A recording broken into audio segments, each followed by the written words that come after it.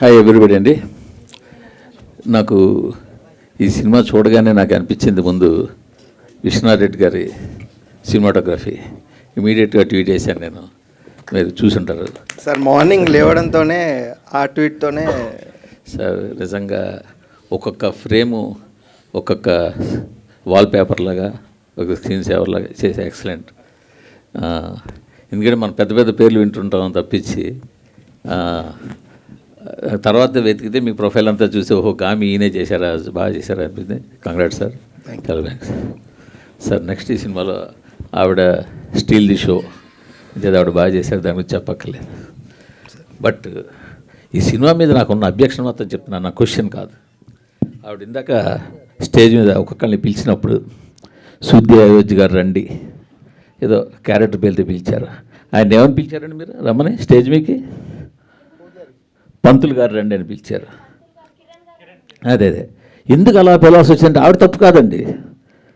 సినిమాలో హీరో కులమైనా చెప్పారా, హీరోయిన్ కులం చెప్పారా, హీరో తండ్రి ఇంకో క్యారెక్టర్ ఎవరిదైనా కులం చెప్పారా? అంటే ఒక రేప్ చేసే విలన్ క్యారెక్టర్ చూపించాల్సి వస్తే మీకు బ్రాహ్మణ్ కావాల్సి వచ్చిందా ఏంటనేది?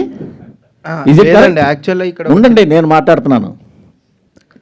కాశీ లాంటి పవిత్రమైన పుణ్యక్షేత్రంలో మీకు ఫైట్ సీక్వెన్స్, రేప్ సీక్వెన్స్ తీయడానికి ఒక కబేలా కావాల్సి వచ్చిందా? కాశీ లాంటి ఒక పుణ్యక్షేత్రంలో ఒక పంతులు ఒక ముస్లిము కలిపి రేపు సీన్కి అసిస్ట్ చేసినట్టు తీయాల్సి వచ్చిందా? ఏంటండి మైండ్ సెట్? ఏమి ఓ కాపు కమ్మ రెడ్డి బ్రాహ్మణ్ చెప్పలేపారా హీరోని? లేదు ఇంకోటి చెప్పలేపారా? యాక్చువల్గా క్యారెక్టర్ పేరు పోనీటేల్ గాయ్ అని ఉంటుంది sir, but I don't know who has given that name. అది తప్పుగా ఇచ్చారు. అక్కడ ప్రొజెక్ట్ చేయడం కూడా అలాగే ప్రొజెక్ట్ చేశారు కదా సార్. క్యారెక్టర్ పేరు హారతికి రావాలి, హారతి టైం అవుతుంది అని చెప్పి. అంటే నేనేమంటే మీరు ఇప్పుడు ఒక పర్సన్ టార్గెట్ చేయాలనుకున్నప్పుడు చేస్తే చేయండి, అది మీ ఇష్టమే కాదనంటల్లా. నేను ఇది ఎక్కడైనా ఒక ఇండికేషన్ ఇచ్చారా, ఒక ఇంటి పేరు చెప్పారా? అయ్యో హీరో ఈ హీరో ఇప్పుడు ఆయన పేరు హనురెడ్డి, బట్ సినిమాలో అయితే రెడ్డి కాదు కదా. చెప్పడంలో మేబీ ఆయన రైటరు, ఆయన ఇంట్లో కాదు కదా. ఆవిడ శుద్ధి ఏజ్ ప్రపంచంలో దేనికైనా ఉండొచ్చు. కరెక్టే సార్.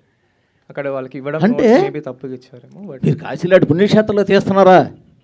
అక్కడ కబేళ పెట్టి కబేళలో రేప్ సీన్ ఫైట్ సీన్ పెడతారా? అక్కడ యాక్చువల్గా sir there are lot of people are there sir అక్కడ, what we have studied sir. ఇంక మీరు ఎన్ని చెప్పినా అది ఎక్స్క్యూజ్ కాదండి. ఈవెన్ డైరెక్టర్ వస్తే నేను యాక్చువల్గా డైరెక్టర్ ఇది అడగడానికి కోసం వచ్చాను నేను. ఓకే కాదండి, అది ఏంటది ఇదే తీయండి, ఇంకొక క్యారెక్టర్ ఇంకో క్యాస్ట్ పెట్టి అప్పుడు తెలిసి ఉండేది. సార్ మూర్తి గారు వన్ సెకండ్ మా డైరెక్టర్ రైటర్ కాబట్టి ఆయనకి ప్రతిదానికి ఒక బలమైన కారణం ఉంటుందండి. దయచేసి మీరు నిజంగా ఆయన అడిగితేనే బెటర్ అండి. అంటే మీకు లైవ్ అందరూ చూస్తున్నారు, అందరిలోకి వెళ్తుంది, ఆయన చూస్తాడు, ఆయన కారణం ఆయన చెప్పి ఉండొచ్చు, వేరే సంగతి. బట్ నేనైతే చెప్తున్నా సార్, రెండు అబ్జెక్షన్స్. ఒకటి సరే ఓకే, కాశీలో పురోహితుడినే చూపించాడు, ఆయన ఇష్టం చూపించుకోమన్నాడు. కాశీలో పుణ్యక్షేత్రం అండి, ఆ పుణ్యక్షేత్రంలో ఒక కబేళా చూపించి అంత భారీ కబేళా పెట్టి ఆ కబేళాలో ఒక ముస్లింలు పెట్టి వాళ్ళు ఏమో ఈ పంతులు సపోర్ట్ చేసినట్టు ఏంటండి? ఏం చెప్పదలుచుకున్నారు ఇండైరెక్ట్గా మీరు? ఏమి అంతవరకు చెప్పాల్సిన సినిమా మొత్తం మీరు అంత చేశారుగా. క్లాసిక్గా గీతాంజలి క్యాసెట్ పెట్టావు, హెడ్ ఫోన్స్ పెట్టావు, దాన్ని నేను ఒక క్లాసిక్ సినిమా ప్రాజెక్ట్ చేయబోతున్నానని ఇండికేషన్లు ఎన్నో ఇచ్చారు కదా, వాటి గురించి నేనేం అనలేదే.